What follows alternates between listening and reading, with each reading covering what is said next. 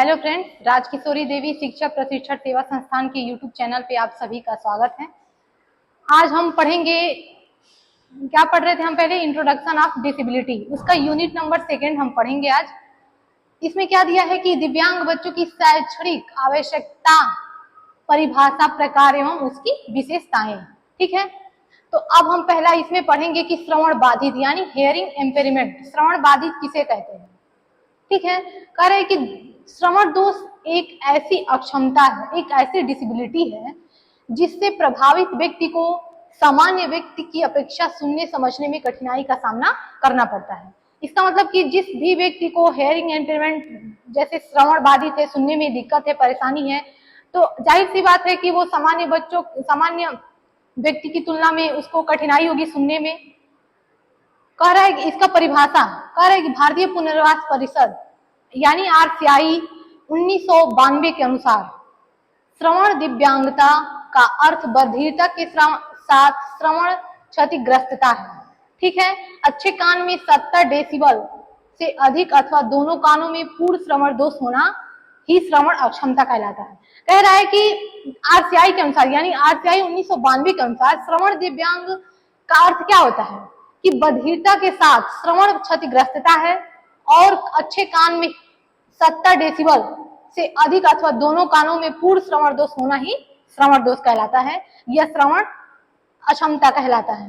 करे योजना आयोग एवं दिव्यांगजन अधिनियम 1995 यानी ठीक है, वह व्यक्ति श्रवण बाधित कहा जाएगा जो 60 डेसिबल या उससे अधिक डेसिबल पर सुनने की क्षमता रखता है। यानी कि जो भी मनुष्य 60 डेसिबल से या उससे अधिक डेसिबल पर सुनने की क्षमता रखता है उसको हम क्या बोलेंगे, श्रवण बाधित, श्रवण बाधित की कैटेगरी में रखते हैं। ठीक है, आगे की श्रवण क्षतिग्रस्तता के प्रकार, हेयरिंग इम्पेयरमेंट के कितने प्रकार होते हैं उसके बारे में हम पढ़ेंगे। इसमें है कि व्यक्ति में श्रवण हास किसी भी समय व किसी भी उम्र में हो सकता है। सही बात है, हेयरिंग इम्पेयरमेंट श्रवण बधिरता जो होता है किसी भी उम्र में हो सकता है, छोटे बच्चों में हो सकता है, अचानक हो सकता है। ठीक है, कान में चोट लगने की वजह से हो सकता है। कह रहे कि कुछ बच्चे जन्म से श्रवण समय ग्रस्त होते हैं तो कुछ को बाद में संक्रमण इत्यादि के कारण हो जाता है। कभी कभी चोट, दुर्घटना व अन्य वातावरणीय कारक से अधिक उम्र में व्यक्ति श्रवणवाद के शिकार हो जाते हैं। ठीक है, क्षतिग्रस्तता के प्रकार क्या है, पहला इसमें प्रकार दिया है उम्र के अनुसार, अकॉर्डिंग टू एज। ठीक है, उम्र के अनुसार भी होता है, जैसे पहला इसमें दिया है कि उम्र के अनुसार श्रवण वास को निम्नलिखित भागों में बांटा जा सकता है। अब उम्र के अनुसार इसको बांटा गया, जैसे जन्म से कॉन्जेनिटल हेयरिंग लॉस, उम्र के जन्म से इस प्रकार का श्रवण हास जन्म से ही उपस्थित रहता है। यानी कि इसमें क्या होता है, पहला है जन्म से, यानी कि हेयरिंग इम्पेयरमेंट श्रवण बाधिता इसमें क्या होती है, जन्म से ही बच्चे में उपलब्ध होती है। जैसे आनुवंशिकता व गर्भावस्था से समय कारणों से प्रभावित होकर, आनुवंशिकता यानी हेरिडिटी, माता पिता से, जैसे माता पिता को इस तरह की अगर पहले से कोई डिसेबिलिटी है तो वो बच्चों में देखने को मिलती है, उसको क्या बोलते हैं, हेरिडिटी। और गर्भावस्था के समय कारणों से प्रभावित होती है, गर्भावस्था के समय माता को बहुत ज्यादा ऊंची आवाज सुनना और मतलब किसी भी दुर्घटना की वजह से हो सकता है।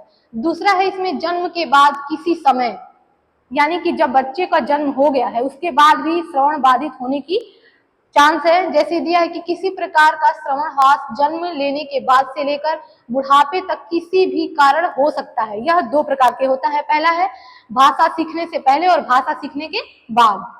ठीक है, गंभीरता के अनुसार कह रहे कि गंभीरता के अनुसार यानी किसको कितना डेसिबल क्या है, श्रवण बाधिता है, इसकी एक कैटेगरी है। इसमें देखेंगे गंभीरता व डिग्री के अनुसार श्रवण क्षतिग्रस्तता को वैज्ञानिकों एवं विषय विशेषज्ञों द्वारा निम्नलिखित प्रकार से वर्गीकृत किया गया है।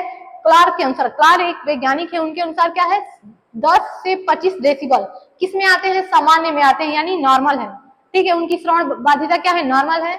और 26 से 40 डेसिबल क्या है, अति अल्प यानी माइल्ड। ये आप लोगों को याद करना पड़ेगा, एग्जाम में आ सकता है ये क्वेश्चंस कि 41 से 55 डेसिबल में कौन से दिव्यांगता आएगी, या मतलब कितने, क्या उनको कितने कैटेगरी में रखेंगे। तो 41 से 55 में क्या रखेंगे, मॉडरेट, यानी कि अल्प, ठीक है। 56 से 70 डिग्री क्या अल्पतम, मॉडरेटली, और 71 से 90 डेसिबल क्या होते हैं, सीवियर यानी गंभीर। 90 से या उससे अधिक अति गंभीर प्रोफाउंड में आते हैं, ठीक है। तो इसको आप लोग एक बार याद कर लीजिएगा। अब तो वो था क्लार्क के अनुसार, ये है WHO के अनुसार, ठीक है। दिव्यांग बच्चों की शैक्षणिक आवश्यकता, परिभाषा, प्रकार एवं विशेषताएं, ठीक है। इसमें दिया है कि विश्व स्वास्थ्य संगठन WHO, वर्ल्ड हेल्थ ऑर्गेनाइजेशन, इसमें दिया है कि 0 से 25 किसमें आते हैं, सामान्य। उसमें क्या था, उसमें था 10 से 25 समान था, इसमें 0 से 25, ठीक है। 0 से 25 और 26 से 40 डिग्री अति अल्प माइल्ड में आते हैं, 41 से 55 अल्प यानी मॉडरेट में आते हैं, और 56 से 70 अल्पतम में आते हैं, और 71 से 90 किस में आते हैं, सीवीआर में आते हैं, गंभीर में। 90 से अधिक क्या आते हैं, अति गंभीर यानी प्रोफाउंड। अब पढ़ेंगे तीसरा, प्रकार के अनुसार। प्रकार के अनुसार इसमें देखेंगे, प्रकार के अनुसार मुख्यतः 3 प्रकार में वर्गीकृत किया गया है। चलित श्रवण क्षति, जिसको बोन कंडक्शन कहते हैं। कह रहे हैं कि पहला है इसमें कि चलित श्रवण क्षति, जब बोन कंडक्शन का थ्रेशोल्ड सामान्य हो और एयर कंडीशनर का थ्रेशोल्ड असामान्य हो और दोनों के बीच की दूरी 10 डेसिबल से अधिक हो, तब इसे हम चालित श्रवण क्षति कहते हैं। ध्यान से सुनिएगा, इसको क्या कह रहा है कि जब बोन कंडक्शन और एयर कंडक्शन का थ्रेशोल्ड क्या हो, जब बोन कंडक्शन का सामान्य हो और एयर कंडक्शन का क्या हो, असामान्य हो, तो दोनों के बीच की दूरी 10 डेसिबल से अधिक हो, तब हम उसको किस में रखते हैं, चालित श्रवण क्षति कहते हैं। दूसरा है संवेदीय श्रवण क्षति, जब एयर कंडक्शन और बोन कंडक्शन दोनों असामान्य, इसमें उसमें क्या था, बोन कंडक्शन सामान्य था और एयर कंडक्शन क्या था, असामान्य था। इसमें दोनों असामान्य है, ठीक है, दोनों असामान्यता था, उनके बीच की दूरी क्या हो, उसमें भी 10 डेसिबल, इसमें भी 10 डेसिबल है। 10 डेसिबल से कम हो, उसमें क्या था, 10 डेसिबल से अधिक था, तो हम उसको 40 श्रवण क्षति में रख रहे थे। इसमें क्या है कि दोनों का असामान्य है, दोनों के बीच 10 डेसिबल से कम की दूरी है। इस स्थिति में उसको क्या बोलेंगे, स्थिति में संवेदीय श्रवण क्षति कहते हैं। समझ में आया ये। आगे तीसरा देखेंगे मिश्रित श्रवण क्षति, इसमें है कि जब एयर कंडक्शन और बोन कंडक्शन दोनों असामान्य तथा उनके बीच की दूरी 10 डेसिबल से अधिक हो, तो इसे हम मिश्रित श्रवण क्षति कहते हैं, ठीक है। अगला है कि कैरेक्टराइज ऑफ हियरिंग इम्पेयरमेंट, यानी कि श्रवण बाधिता का विशेषताएं क्या है। इसका है कि आसानी से सुनने में कठिनाई होती है। दूसरा है आसानी से किसी भी बात को समझने में कठिनाई होती है। वे स्पष्ट रूप से अपनी भावनाओं, विचारों और आवश्यकताओं को व्यक्त नहीं कर सकते हैं, सही बात है। वे उन नए कौशलों को नहीं सीख पाते हैं जिसे दूसरों को व्यक्त कर देखते हैं। अगला है कि श्रवण क्षतिग्रस्त होने के कारण श्रवण बाधित बच्चे अपने उम्र के बच्चों के साथ समायोजन नहीं कर पाते। वे अपने को सामान्य से भिन्न समझने लगते हैं और अलग अलग रहने लगते हैं। जैसे अगर कोई बच्चे को इस तरह की परेशानी है, तो वो समझ जाएगा कि हम नॉर्मल बच्चों की तरह नहीं हैं। वो सामान्य बच्चे से क्या करेगा, कटा कटा सा रहने लगेगा और उसके व्यवहार में परिवर्तन देखने को मिलेगा, वो अपने आप को अकेला फील करेगा, ठीक है। आगे है कि श्रवण अक्षम होने के कारण उनमें भाषा का विकास भी बहुत कम या बिल्कुल नहीं होता। मतलब किसी में अगर ये श्रवण अक्षम बालक जो होते हैं, उनमें क्या होता है कि भाषा का विकास थोड़ा बहुत हो जाता है और किसी में बिल्कुल भी नहीं होता। क्यों नहीं होता, क्योंकि जब वो दूसरों से बात नहीं करेगा, अपने व्यक्ति को, अपने विचारों को दूसरों के सामने नहीं रखेगा, तो वो बात, जाहिर सी बात है कि वो दूसरों की भावनाओं को भी नहीं उतना समझ पाएगा। जब बात ही नहीं करेगा तो समझेगा कैसे। तो इसमें इस तरह से उसमें किसी बच्चे में भाषा का विकास हो जाता है, तो किसी में बिल्कुल भी नहीं होता है। ऐसे बच्चों अपनी बातों को व्यक्त करने के लिए सांकेतिक भाषा का प्रयोग करते हैं। जो बोल नहीं पाते हैं, सुन नहीं पाते हैं, वो इशारों से बात करते हैं सांकेतिक भाषा में, ठीक है। मुझे भूख लगी है, इस प्रकार की सांकेतिक भाषा में क्या करते हैं, बात करते हैं, ठीक है। अगला है कि ऐसे बच्चों का वाणी एवं भाषा का विकास पूरी तरह से नहीं हो पाता है।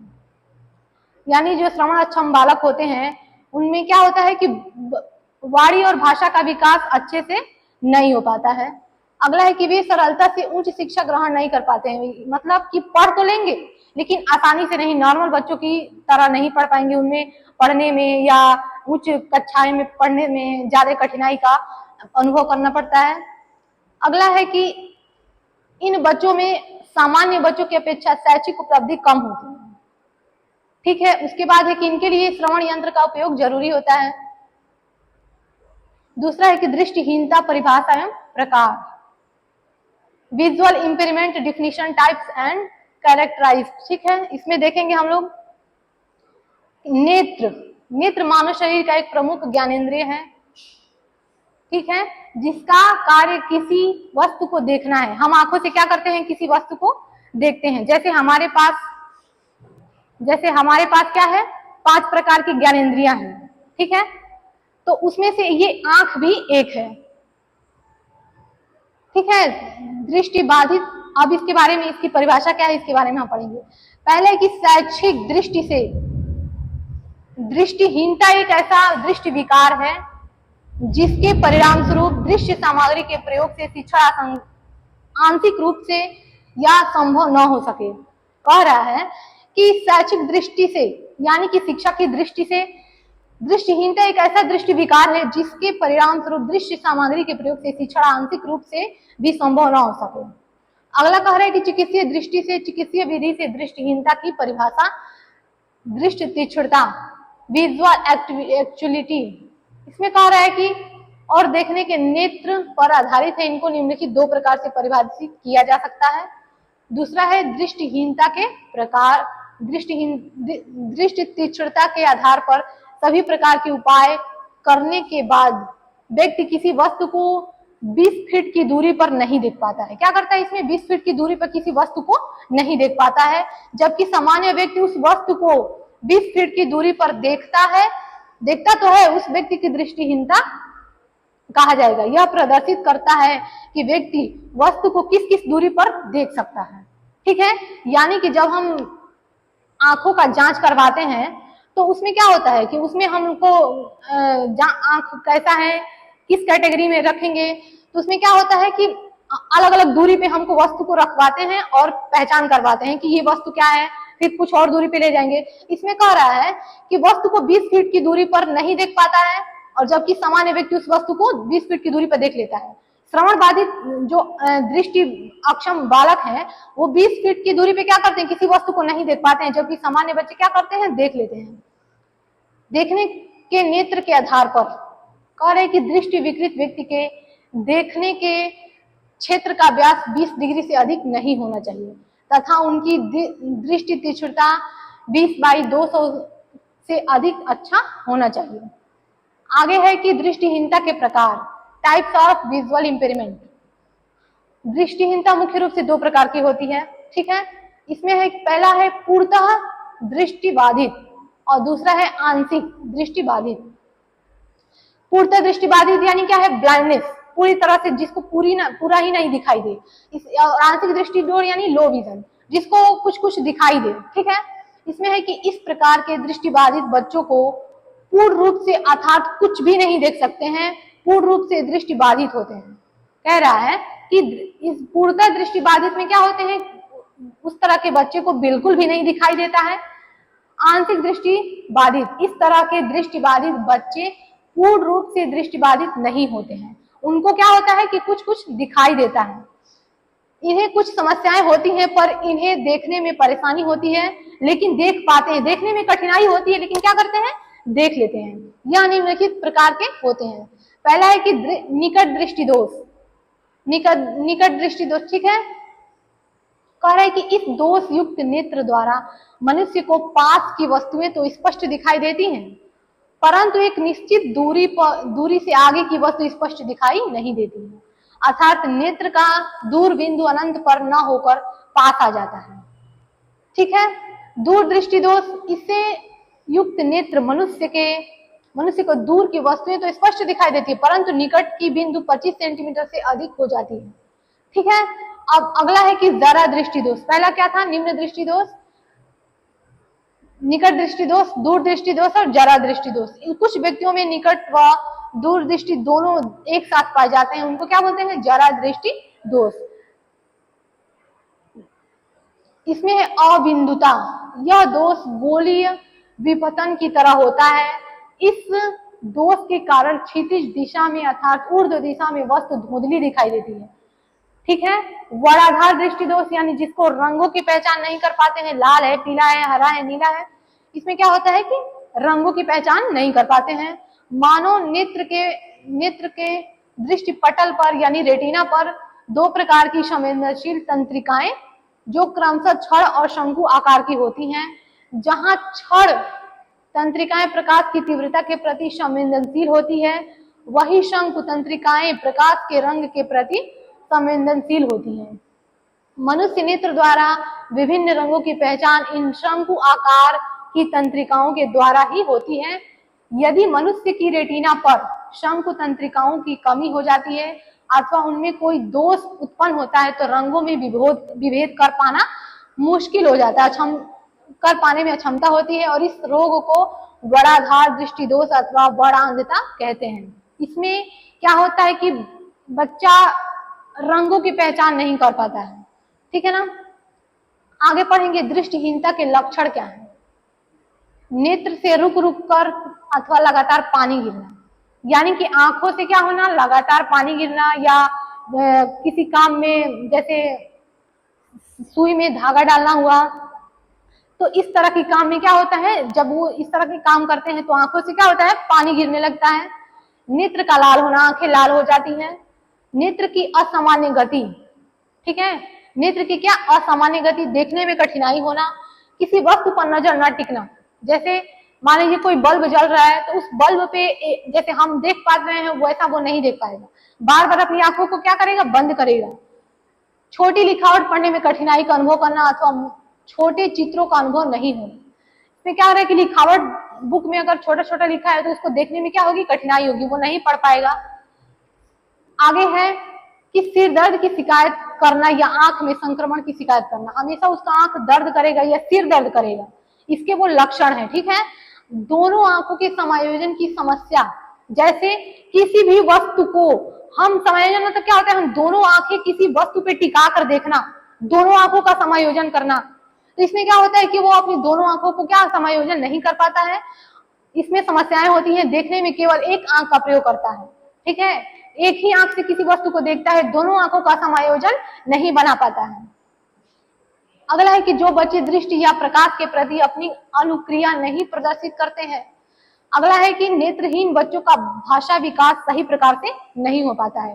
क्यों? क्योंकि बोल तो लेगा, सुन तो लेगा, लेकिन अक्षरों को देखना या किताबें पढ़ना इस प्रकार की उसको कठिनाई होती है। अगला है कि वस्तु को या पुस्तक को आंखों के एकदम पास रखता है, किसी भी वस्तु को क्या करता है, अपनी आंखों के एकदम पास ले जाकर के देखता है। ठीक है। अगला है कि श्यामपट्ट से नकल करने के लिए साथियों की कॉपी से नकल करता है, यानी कि वो श्यामपट्ट पे नोट करने के बजाय क्या करता है, अगर कोई बच्चा उसके पास कोई बच्चा बैठा है तो क्या करेगा, उसकी कॉपी से देखकर लिख लेगा, लेकिन उस श्यामपट्ट से देख करके नहीं लिखेगा। क्यों? क्योंकि उसको इस श्यामपट्ट से देख कर लिखने में कठिनाई का अनुभव होगा। अगला है कि वस्तु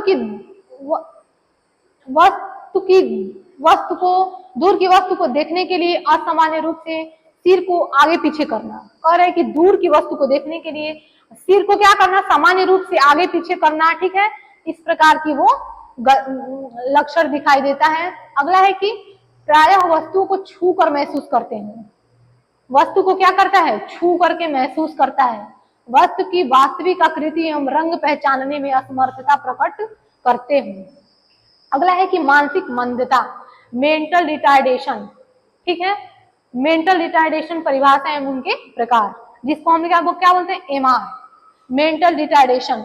अब इसकी परिभाषा क्या है, कह रहे कि मानसिक मंदता का तात्पर्य मस्तिष्क के अपूर्ण या सीमित विकास से है, यानी कि इसमें क्या होता है, मेंटल दिमागी तौर पे जिनकी क्या होती है, मस्तिष्क के अपूर्ण या सीमित रूप से जिनके कारण व्यक्ति के बौद्धिक अक्षमता असामान्यता दिखाई देती है।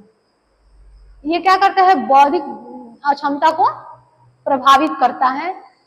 इसमें है कि दिव्यांग बच्चों की शैक्षिक आवश्यकता, परिभाषा, प्रकार एवं विशेषताएं। AAMR 1983 मानसिक मंदता का तात्पर्य सामान्य अर्थपूर्ण कमी से है, जिसके परिणाम स्वरूप अनुकूलन व्यवहार में क्षति होती है और यह विकास की अवधि के दौरान अभिव्यक्त होता है।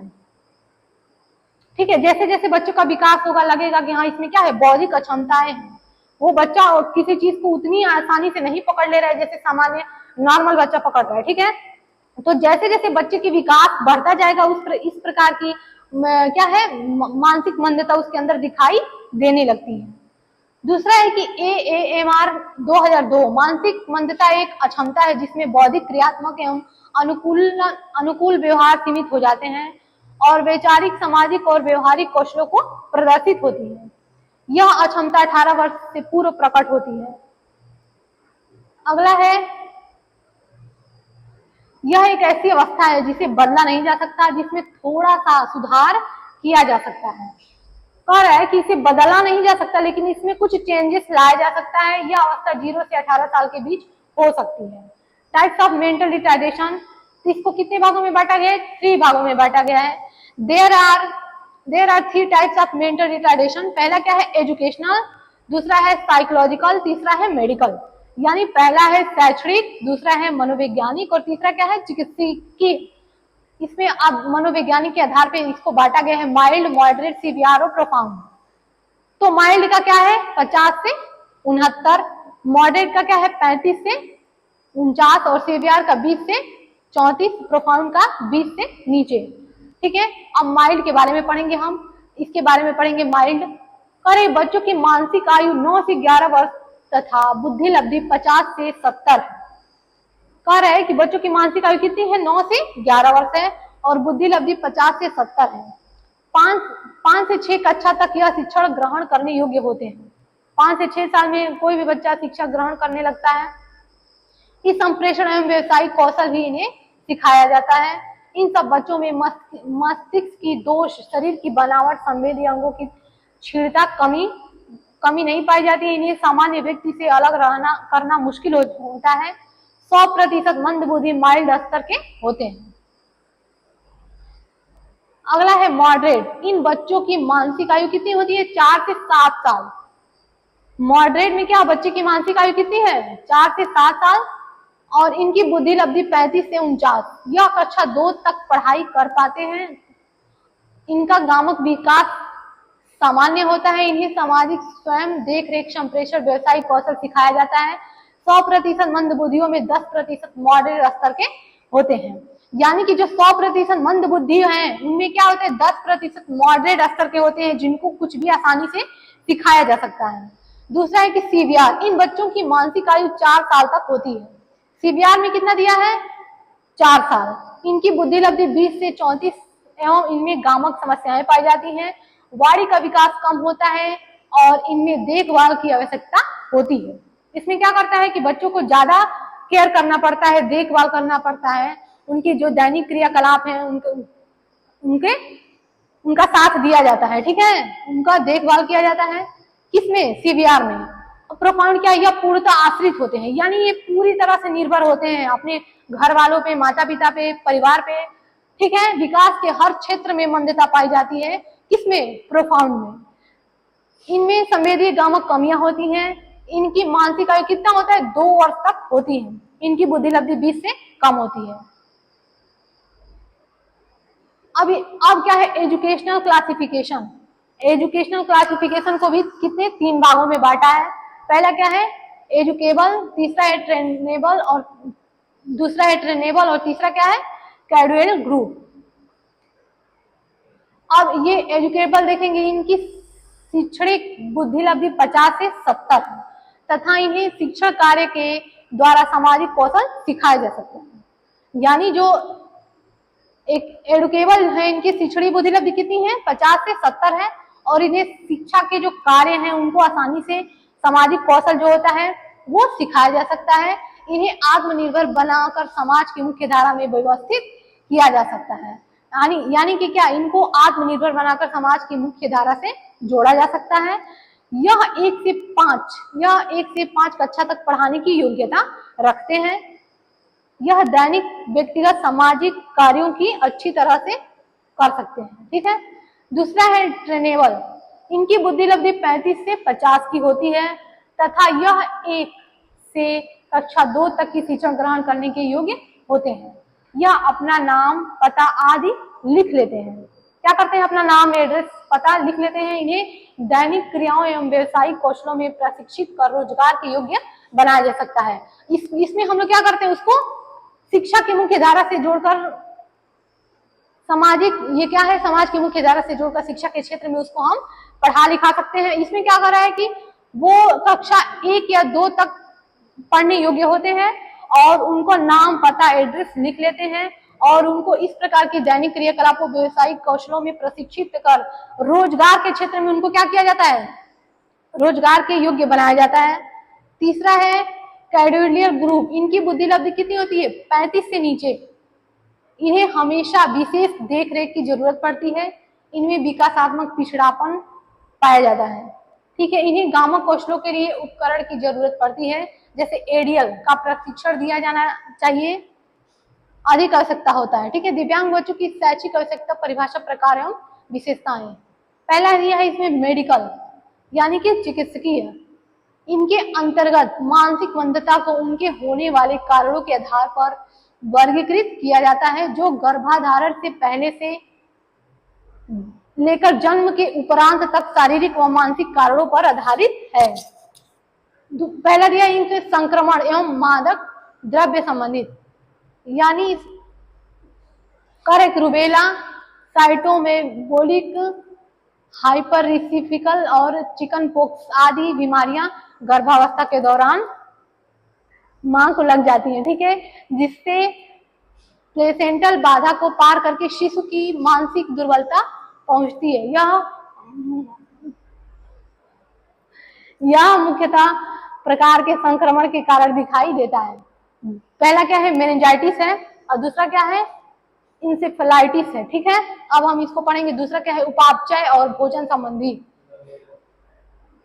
उपापचय और भोजन संबंधी कारक।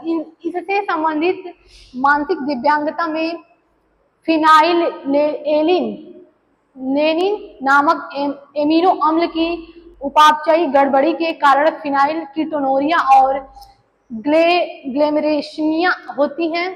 अतः कुपोषण के कारण भी मस्तिष्क सही ढंग से विकसित नहीं हो पाता है, ठीक है, इसमें जिससे मानसिक मंदता हो सकती है। दूसरा है मनोचिकित्सकीय विकृतियां। गर्भावस्था के दौरान मां को कुछ मानसिक तनाव एवं दुर्बलता के परिणाम स्वरूप स्वालीन व्यवहार, सिटोफिनिया, मेनिया, डिप्रेशन इत्यादि की शिकायत होती है। तो इससे गर्भ में पल रहे बच्चे के मस्तिष्क का विकास भी प्रभावित होता है। दूसरा है गुणसूत्रीय असमानताएं। गुणसूत्रों के असमानताएं से प्रभावित बृहद संख्या में मानसिक दिव्यांग देखने में मिलती हैं। विभिन्न प्रकार के सिंड्रोम आते हैं इसमें। पांचवा है कि गर्भावस्था की विकृतियां। गर्भावस्था ठीक से विकसित नहीं हो पाता है, इसमें ट्यूमर अथवा कैंसर जैसी बीमारी भी होती है। इसके कारण शिशु मानसिक दिव्यांग हो सकता है। अगला है कि प्रसव पूर्व अज्ञात कारण। कुछ ऐसे कारक भी होते हैं जिनका कोई इतिहास नहीं होता है, ठीक है। ऐसी दशा में प्रसव पूर्व या अनुवांशिकीय कारण अथवा वातावरणीय कारकों का उत्तरदायी मान लिया जाता है। ये दशाओं में देखने को मिलती है। कितनी? 3, माइक्रोफेलिस और हाइड्रोफेलिस और एप्टिक सिंड्रोम। सातवां है कि मस्तिष्क की बीमारी, ब्रेन ट्यूमर या अन्य मस्तिष्क की बीमारियों के मस्तिष्क के विकास का ह्रास होता है और बच्चा मानसिक दिव्यांग हो जाता है। अगला है 8वां कि मानसिक एवं शारीरिक कारण। यह अवस्था जन्म के पहले, जन्म के समय एवं जन्म के बाद हो सकती है। यानी कि जो मानसिक एवं शारीरिक कारण है, ये क्या होता है? यह अवस्था जन्म से पहले, जन्म के समय या जन्म के बाद भी हो सकती है। इसमें अनेक कारक सहायक होते हैं, इनमें जिसमें अनेक कारक काम करते हैं, जैसे चोट, विकिरण, एनीमिया, प्लेसेंटा एवं असामान्यता, अतः अंतःस्रावी ग्रंथियां एवं मानसिक तनाव में मस्तिष्क की कोशिका की क्षतिग्रस्तता इत्यादि। इनमें मानसिक क्रियाओं के साथ ही अपना शारीरिक क्रियाएं भी प्रभाव डालती हैं, ठीक है। 9वां है वातावरणीय कारक, इन्वायरमेंटल यानी कि वातावरण कारक भी इसमें मुख्य भूमिका निभाता है। पहला है कि गरीबी के कारण कुपोषण, अच्छे से खान पान न मिलना, ठीक है, अज्ञानता, किसी चीज के बारे में जानकारी ना होना। दूसरा है कि अशिक्षा, अशिक्षित होना जैसी समस्याएं होती हैं, जिसमें टीकाकरण का अभाव, जब ज्ञान ही नहीं रहेगा टीकाकरण का तो शिक्षित नहीं है परिवार, तो इस प्रकार की क्या बीमारी देखने को मिलती है, जिसमें टीकाकरण का अभाव, बच्चों का जन्म इत्यादि के कारण भी ज्यादातर बच्चे मानसिक मंद हो जाते हैं। अगला दिया है 10वां की अन्य कारक। इसके अतिरिक्त भी कुछ ऐसे कारक हैं जिनमें बच्चों की मस्तिष्कीय विकास में गिरावट एवं मानसिक मंदता देखी जाती है, जैसे गर्भवती महिला को मिर्गी का दौरा पड़ना, बच्चे को मिर्गी का दौरा आना इत्यादि। यानी कि गर्भावस्था के दौरान माँ को मिर्गी का दौरा आना, तो इसमें भी बच्चे का क्या होता है, मानसिक ब्रेन क्या होता है, डैमेज होता है, मानसिक मंदता होने की लक्षण होता है।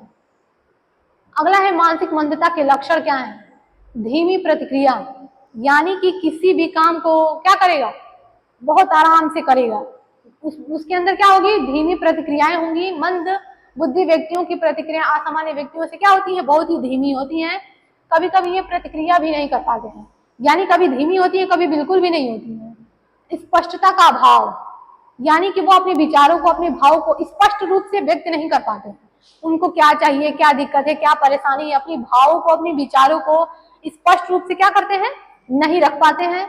तीसरा है सीखने में धीमापन, यह लोग धीरे धीरे ही सीखते हैं। चौथा है कम समझाने में भी धीमापन दिखाई देता है, यानी कि वो बातों को समझ भी धीरे धीरे रहा है और अपनी बातों को समझा भी क्या है, धीरे धीरे रहा है, यानी समझने और समझाने की जो क्रियाएं होती हैं उसमें बहुत ही धीमापन दिखाई देता है। तीसरा है कि निर्णय लेने की क्षमता में कमी, यानी कि वह निर्णय नहीं ले पाता है। मंद बुद्धि व्यक्ति या तो निर्णय नहीं ले पाते हैं या निर्णय लेने में अधिक विलंब करते हैं, या तो वो निर्णय लेता ही नहीं है और लेता है तो बहुत देर लगा देता है, ठीक है। अगला है कि एकाग्रता का अभाव, वो बच्चा एकाग्र नहीं रहेगा, एकाग्र नहीं रहेगा। मंद बुद्धि व्यक्तियों की किसी गतिविधि पर ध्यान केंद्रित करने में समस्या होती है, उन्हें एक गतिविधि से दूसरे पर जाना भी कठिन होता है। जल्दी गुस्सा करना या नियंत्रण खो बैठना, उसको बहुत जल्दी गुस्सा आ जाएगा, वो अपना नियंत्रण खो बैठेगा, कहाँ है, किस माहौल में है, कब कैसी बातें करना चाहिए, वो कुछ नहीं देखेगा, कुछ नहीं समझेगा, ठीक है, वो अपना क्या होगा, नियंत्रण खो बैठेगा, अपने संवेगों पर नियंत्रण नहीं रख पाता है।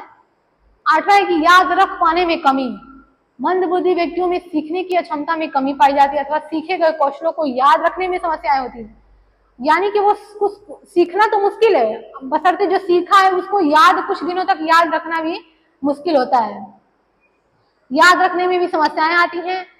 9वां है समन्वय का अभाव, वो समन्वय नहीं बना पाता है, समायोजन नहीं बना पाता है, शरीर के विभिन्न अवयव और उनके क्रियाकलापों में समन्वय रख पाना मुश्किल होता है, क्रियाएं समायोजित नहीं हो पाती हैं, निराशा, चिड़चिड़ापन या वांछनीय व्यवहार अधिक दिखाई देने लगते हैं। 10वां है विकास में देरी, 10वां क्या है, विकास में देरी, कह रहे कि सामान्य अवस्था के अनुकूल क्रियाओं को न कर पाना, जो एक सामान्य बालक की अपेक्षित है। मंद बुद्धि व्यक्ति वास्तविक आयु के विकास के अनुपात में पीछे रह जाते हैं, ठीक है। अगला हम पढ़ेंगे मानसिक मंदता के प्रति मिथ्या धारणा, यानी जो झूठी अवधारणाएं हैं उसके बारे में हम पढ़ेंगे। पहला दिया है कि मानसिक मंदता एक रोग है, यह एक रोग नहीं है, ठीक है ना, ये झूठी अवधारणाएं हैं, यह ठीक हो सकती है, कह रहे कि यह एक रोग है और क्या ये ठीक हो सकती है। दूसरा है विवाह मानसिक मंदता की समस्या का एक समाधान है। मानसिक मंदता से प्रभावित व्यक्ति बढ़ती उम्र के साथ सामान्य हो जाते हैं। मानसिक मंदता एक संक्रामक रोग है, बिल्कुल गलत है, ठीक है। मानसिक जो मंदता होता है संक्रामक रोग नहीं होता है, मानसिक मंदता कर्म का फल है, अतः इसके लिए कुछ नहीं किया जा सकता, बिल्कुल गलत है, ठीक है। अगला है कि मानसिक मंदित व्यक्ति को कुछ नहीं सिखाया जा सकता, ये बिल्कुल भी गलत है, ठीक है। अगला है कि मानसिक मंदता मानसिक रोग के समान है, ये भी गलत है, यानी कि ये कितनी है, 7 प्रकार की मिथ्या अवधारणाएं हैं, धारणाएं हैं, इसको आप लोग याद कर लीजिएगा। इस प्रकार में हम बच्चों को क्या करते हैं, इस प्रकार से हम बच्चों को नहीं देख सकते हैं, ठीक है ना। बच्चों को क्या देखना है, बच्चे के बारे में हमेशा अच्छा सोचना है, उसको अच्छी बातें सिखाना है। हम उसको क्या करते हैं, कह रहा है इसमें कि मानसिक मंदता कर्म का फल है। कौन जानता है कि कर्म का फल है या क्या है? ये बिल्कुल गलत अवधारणाएं हैं। ठीक है, अगला है कि श्रवण बाधिता का मुख्य कारण। अब हम यहाँ से क्वेश्चन करेंगे। ठीक है, अब हमारा यहाँ से क्वेश्चन आ गया, इसका आंसर आप लोग बताइएगा। पहला क्वेश्चन है इसमें कि श्रवण, जो हम लोग टॉपिक पढ़े हैं उसी टॉपिक से रिलेटेड ये कुछ क्वेश्चन है, जिसका जवाब आप लोग बताइएगा कमेंट बॉक्स में। पहला यह है कि श्रवण बाधिता का मुख्य कारण क्या हो सकता है।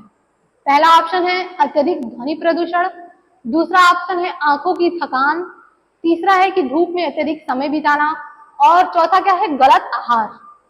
क्वेश्चन को आप लोग ठीक से समझिएगा कि क्वेश्चन क्या कह रहा है। ठीक है, उसके बाद आंसर दीजिएगा। इसमें है कि श्रवण बाधिता का मुख्य कारण क्या हो सकता है। क्या अत्यधिक ध्वनि प्रदूषण हो सकता है, या आंखों की थकान हो सकता है, धूप में अत्यधिक समय बिताना, गलत आहार। देखिए, गलत आहार से श्रवण बाधिता का कोई संबंध ही नहीं है, तो ये ऑप्शन कट गया। दूसरा है कि धूप में अधिक समय बिताना, धूप में अधिक समय बिताना या छांव में अधिक समय बिताना, इससे क्या मतलब है, तो ये ऑप्शन भी कट गया। ठीक है, आंखों की थकान, श्रवण बाधिता का मुख्य कारण क्या हो सकता है, श्रवण बाधिता के बारे में जब पूछ रहा है तो आंखों की थकान से भी कोई मतलब नहीं है, तो इसका राइट आंसर क्या होगा, अत्यधिक ध्वनि प्रदूषण। जब अत्यधिक ध्वनि प्रदूषण होगा तो हमारे कान क्या होंगे, डैमेज होंगे, कान में दिक्कतें होंगी, सुनने में कठिनाई होगा। तो इसका राइट आंसर क्या है, 1 आ, जिसका अत्यधिक ध्वनि प्रदूषण। ठीक है, आगे देखेंगे हम लोग। श्रवण बाधिता के निदान के लिए कौन सी जांच सबसे सामान्य है, यानी कि श्रवण बाधिता के लिए इसमें से कौन सी जांच सामान्य है जो कराई जाती है। पहला है रक्त परीक्षण, दूसरा है ऑडियोमेट्री परीक्षण, तीसरा है एक्सरे, और चौथा क्या है, ईसीजी। देखिए, श्रवण बाधिता के निदान के लिए यानी इसके उपचार के लिए हम कौन सा जांच करवाते हैं। पहला दिया है कि रक्त परीक्षण। जब हमें आंखों में सुनने में दिक्कत है तो हम खून का जांच क्यों करवाएंगे, खून का परीक्षण क्यों करवाएंगे, तो ये ऑप्शन भी गलत है। तीसरा है कि एक्सरे, जब एक्सरे हम क्यों करवाएंगे। ठीक है, तीसरा है ईसीजी। तो ये तीनों ऑप्शन क्या है, गलत है। इसका राइट आंसर क्या होगा, ऑडियोमेट्री परीक्षण। ऑडियोमेट्री परीक्षण इसका राइट आंसर होगा, लगा लीजिएगा आप लोग। तीसरा है कि श्रवण बाधिता के उपचार के लिए कौन सी विधि सबसे आम है। श्रवण बाधिता के लिए कौन सी सर्जरी क्या है, सबसे आम है, बताइए आप लोग। आंखों की सर्जरी, श्रवण यंत्र, एंटीबायोटिक दवाएं, शारीरिक व्यायाम। आंखों की सर्जरी श्रवण बाधित के उपचार के लिए जब इसमें बात किया गया है तो आंखों की सर्जरी हम क्यों करवाएंगे, तो ये ऑप्शन गलत है। तीसरा है कि एंटीबायोटिक दवाएं, जब सुनने में दिक्कत है तो हम दवाओं का इस्तेमाल क्यों करेंगे। ठीक है, तो ये ऑप्शन भी गलत है। शारीरिक व्यायाम, जब हमें सुनने में दिक्कत है तो हम व्यायाम करके क्या करेंगे, उससे भी कोई लाभ हमको मिलने वाला नहीं है। इसका राइट आंसर क्या होगा, श्रवण यंत्र यानी हेयरिंग एड। हेयरिंग एड के माध्यम से हम क्या करते हैं, किसी भी आवाज को, किसी भी बात को हम अच्छे से सुन सकते हैं, जिसका हम लोग जिसका क्या करेंगे, अगर हम किसी की व्यक्ति को, किसी की भावनाओं को समझेंगे, तो आवाज हमको सुनाई देगा तो हम क्या करेंगे, अभिव्यक्त करेंगे। ठीक है, तो इसका राइट आंसर क्या होगा, श्रवण यंत्र।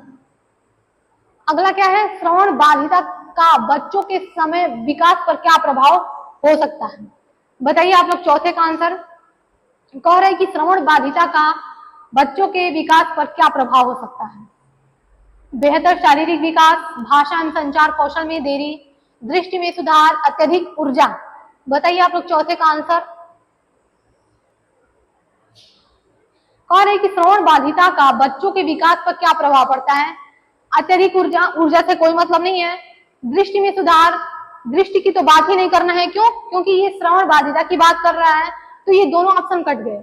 बचा क्या कि भाषा एवं संचार कौशल में देरी और बेहतर शारीरिक विकास, तो बेहतर शारीरिक विकास भी कट गया। तो इसका राइट आंसर क्या होगा, भाषा और संचार कौशल में देरी। जिसको भी श्रवण बाधिता बच्चों के जो विकास होता है उसमें क्या होता है कि भाषा और संचार कौशल में देरी होता है, इनका विकास बहुत धीमी गति से होता है। पांचवा क्या है, श्रवण बाधिता से बचाव के लिए कौन सी आदत सहायक हो सकती है। और है कि श्रवण बाधिता से बचाव के लिए कौन सी आदत सहायक हो सकती है। पहला है कि लाउड म्यूजिक सुनना, यानी कि बहुत ऊंची आवाज को सुनना, दूसरा है कि कानों की नियमित सफाई, तीसरा है कि लंबे समय तक ईयरफोन का उपयोग, और चौथा क्या है, कानों को बार बार छूना। ठीक है, कानों को बार बार छूना, इसका क्या होगा राइट आंसर? राइट आंसर बताइए 5 का। पहला है लाउड म्यूजिक सुनना। एक तो हम पहले से ही श्रवण बाधित हैं, उसके बचाव के लिए कह रहे हैं कि कौन सी आदत सहायक हो सकती है? Loud speaker. क्या हमको ऊंची म्यूजिक सुनना लाभकारी हो सकता है? बिल्कुल नहीं। दूसरा है कि कानों की नियमित सफाई, लंबे समय तक ईयरफोन का उपयोग करना। अगर हम कानों में लंबे समय तक, एक तो श्रवण बाधित है, ऊपर से कानों में लंबे समय तक ईयरफोन लगाएंगे तो और बहरे हो जाएंगे। अगला है कि कानों को बार बार छूना। कान छूने से क्या मतलब है? कानों को बार बार छूना, हम क्यों छुएंगे कान को? ठीक है, इसका राइट आंसर क्या होगा? कानों की नियमित सफाई, यानी कि कानों को हमें नियमित समय पर क्या करना चाहिए? साफ सफाई करना चाहिए। छवा क्या है? कंडक्टिव श्रवण हानि का मुख्य कारण क्या है? कंडक्टिव श्रवण हानि का मुख्य कारण क्या है? छवे का आंसर दीजिए आप लोग। कह रहा है कि नसों की कमजोरी। पहला कह रहा है कि आंतरिक कान की क्षति, दूसरा कह रहा है बाहरी या मध्य कान में अवरोध, कह रहे हैं कि मस्तिष्क की क्षति, और ये कह रहे हैं कि नसों की कमजोरी। आंतरिक कान की क्षति, कंडक्टिव श्रवण हानि का मुख्य कारण क्या है? आंतरिक कान की क्षति बिल्कुल नहीं है, मस्तिष्क की क्षति भी बिल्कुल नहीं है, नसों की कमजोरी नहीं। इसका आंसर होगा, राइट आंसर क्या है? बाहरी या मध्य कान में अवरोध उत्पन्न करता है। ठीक है।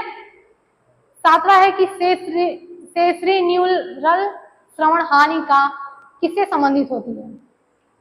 पहला है कि मध्य कान की हड्डियों की समस्या, दूसरा है कान के बाहरी हिस्से में संक्रमण, तीसरा है आंतरिक कान या सुनने की नसों की क्षति, और चौथा है बाहरी कान की मोम की परत। इसका राइट आंसर बताइए। सातवें का राइट आंसर क्या होगा?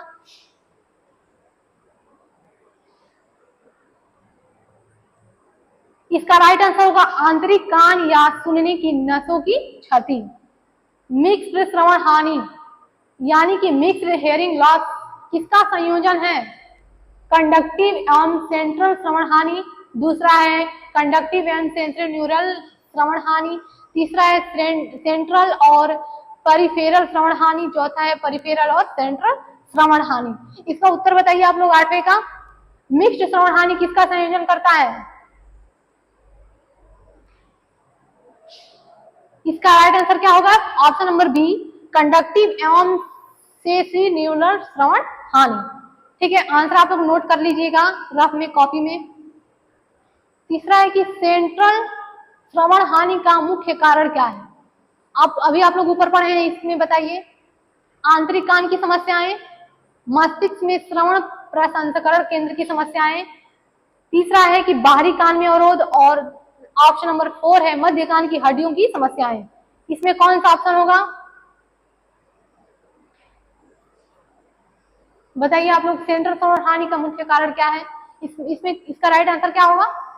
ऑप्शन नंबर बी, मस्तिष्क में श्रवण प्रसंस्करण केंद्र की समस्याएं। क्वेश्चन नंबर 10 पे चलेंगे हम लोग। करें कि सडन सेंसोरिनल हियरिंग लॉस का मुख्य लक्षण क्या है? पहला है धीरे धीरे सुनने की क्षमता में कमी, दूसरा है अचानक से सुनने की क्षमता खोना, और तीसरा है कि कानों में निरंतर दर्द, और चौथा क्या है? कानों में मोम का जमाव। इसका राइट आंसर क्या होगा 10वें का? सडन, सडन मतलब होता है अचानक। ठीक है, सडन सेंसोन्यूरल हियरिंग लॉस का मुख्य लक्षण क्या है? धीरे धीरे सुनने की क्षमता में कमी नहीं। इसका क्या होगा? अचानक से सुनने की अक्षमता खोना, यानी कि व्यक्ति को अचानक से कुछ सुनाई ना देना। ठीक है, इसका राइट आंसर क्या होगा? Option number B. 10 का राइट आंसर होगा ऑप्शन नंबर बी, अचानक से सुनने की क्षमता खोना। अब हम चलेंगे क्वेश्चन नंबर 11। दृष्टिहीनता की परिभाषा क्या है? आप लोग पढ़े हैं ना? दृष्टिहीनता की परिभाषा बताइए आंसर आप इसमें। आंखों की जलन और खुजली, आंखों की सामान्य दृष्टि का खो जाना, तीसरा है आंखों में हल्की धुंधलापन, और चौथा है आंखों में पानी आना। बताइए इसका राइट आंसर क्या होगा?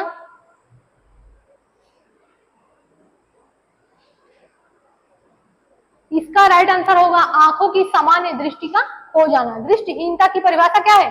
आंखों की सामान्य दृष्टि का खो जाना, यानी सामान्य व्यक्ति की जैसा हमको नहीं दिखाई देता है, आंखों की सामान्य दृष्टि का खो जाना। अगला है कि WHO के अनुसार दृष्टिहीनता की परिभाषा क्या है?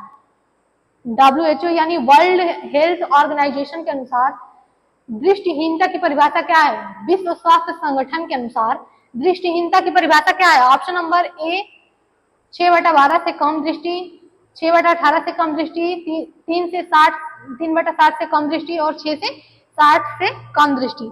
इसका आंसर बताइए 12 नंबर का।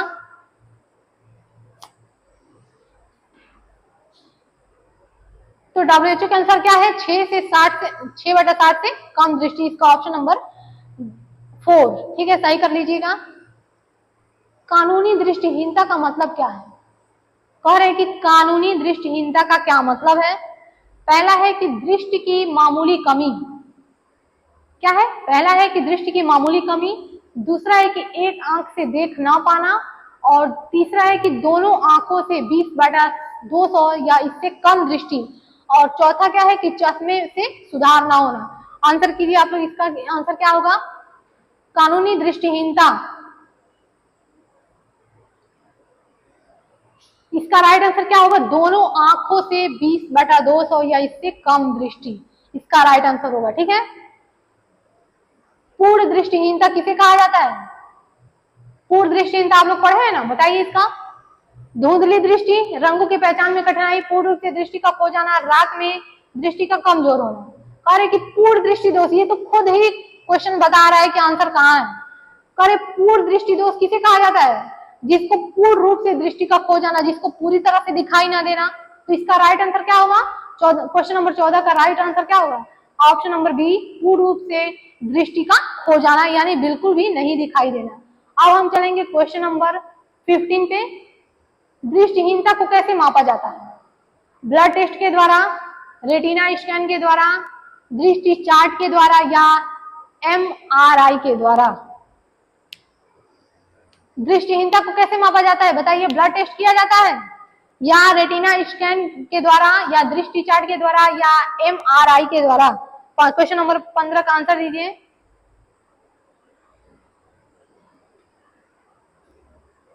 तो दृष्टिहीनता को कैसे मापा? अभी आप लोगों ने देखा कि पहले क्या था?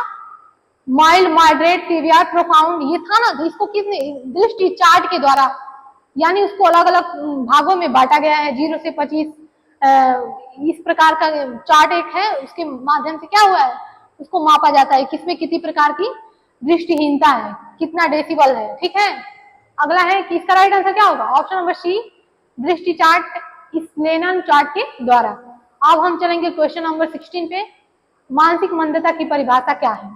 बताइए आप लोग, मानसिक मंदता की क्या परिभाषा है? ऑप्शन नंबर ए, शारीरिक अस्वस्थता, दूसरा है आत्महत्या की इच्छा, तीसरा है मानसिक संतुलन का अभाव, और चौथा है विद्यालय में नकारात्मक विचार।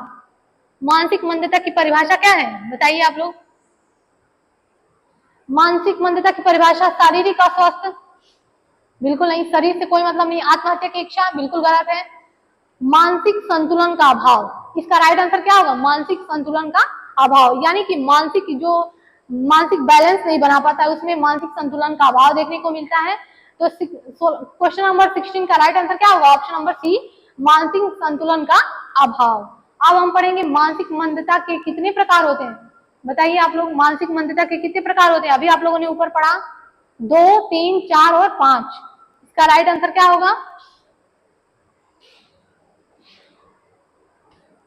मानसिक मंदता के कितने प्रकार होते हैं? तो मानसिक मंदता के 4 प्रकार होते हैं। ऑप्शन नंबर सी सही है। 18 नंबर चलेंगे।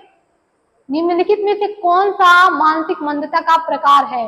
डिप्रेशन, दिमागी विकार, पराधीनता, सभी वर्ग? ऑप्शन नंबर, इस क्वेश्चन नंबर 18 का बताइए आंसर। डिप्रेशन, दिमागी विकार, पराधीनता, या सभी वर्ग? और एक निम्नलिखित में से कौन सा मानसिक मंदता का प्रकार है? तो इसमें क्या है? मानसिक मंदता में क्या आएगा? डिप्रेशन। व्यक्ति क्या होता है? तनाव में आ जाता है, अपने आप को क्या करता है? अपना संतुलन खो बैठता है, डिप्रेशन में आ जाता है। तो इसका राइट आंसर क्या होगा? Option number A, depression. ठीक है। क्वेश्चन नंबर 19 का देखिए, मानसिक मंदता का एक प्रमुख कारण क्या हो सकता है? क्या पारिवारिक संघर्ष हो सकता है, दूसरा नकारात्मक विचार हो सकते हैं, या स्वस्थ जीवन शैली हो सकता है, या समाज में उत्तरदायित्वपूर्ण भूमिका? इसमें से इसका मुख्य कारण, मानसिक मंदता का एक मुख्य कारण इसमें से क्या है? बताइए आप लोग। पारिवारिक संघर्ष है, सकारात्मक विचार है, स्वस्थ जीवन शैली है, समाज में उत्तरदायित्वपूर्ण भूमिका। मानसिक मंदता के एक प्रमुख कारण क्या है?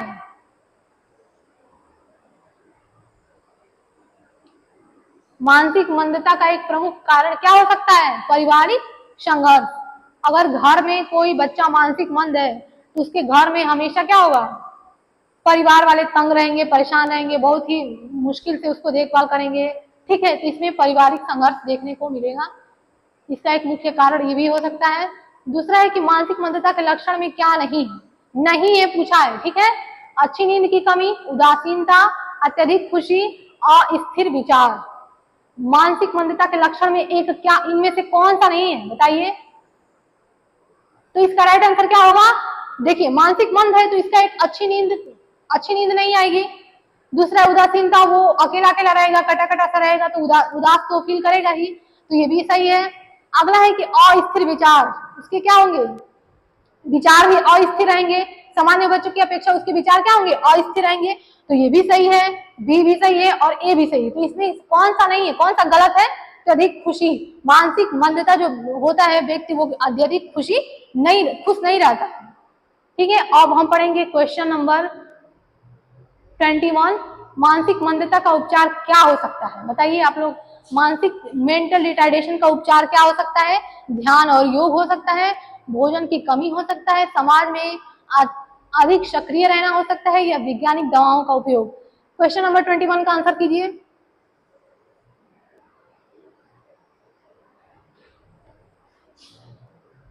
कह रहे कि मानसिक मंदता का उपचार क्या हो सकता है? समाज में अत्यधिक सक्रिय रहना। मानसिक मंद है तो समाज में तो सक्रिय रहेगा नहीं, तो ये बिल्कुल गलत है। वैज्ञानिक दवाओं का उपयोग, मानसिक मंद है तो वैज्ञानिक दवाओं का क्या करेंगे? भोजन की कमी, ये भी गलत है। ध्यान और योग, अगर हम ध्यान लगाएंगे, योग करेंगे, ठीक है, तो इसमें हमारे दिमाग में कुछ सुधार हो सकता है। 22, मानसिक मंदता के लिए सामाजिक समर्थन का क्या महत्व है? ठीक है, कह रहा है कि मानसिक मंदता के लिए सामाजिक समर्थन में क्या महत्व है? इसमें क्या महत्व है? अधिक स्वतंत्रता, दूसरा है कि आत्म उत्साह की वृद्धि, तीसरा है प्रशासनिक सहायता, और चौथा क्या है? व्यक्तिगत संघर्षों की कमी। बताइए इसमें से।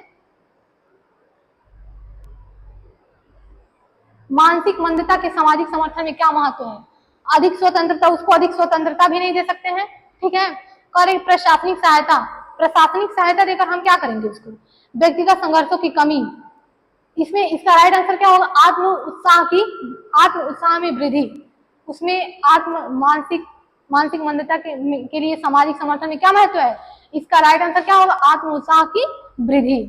तो यहाँ से हमारा सेशन खत्म होता है। बात करेंगे अगली कक्षा में। अगर ये सेशन पसंद आया होगा तो हमारे चैनल को लाइक एंड सब्सक्राइब कर दीजिएगा। Thank you so much.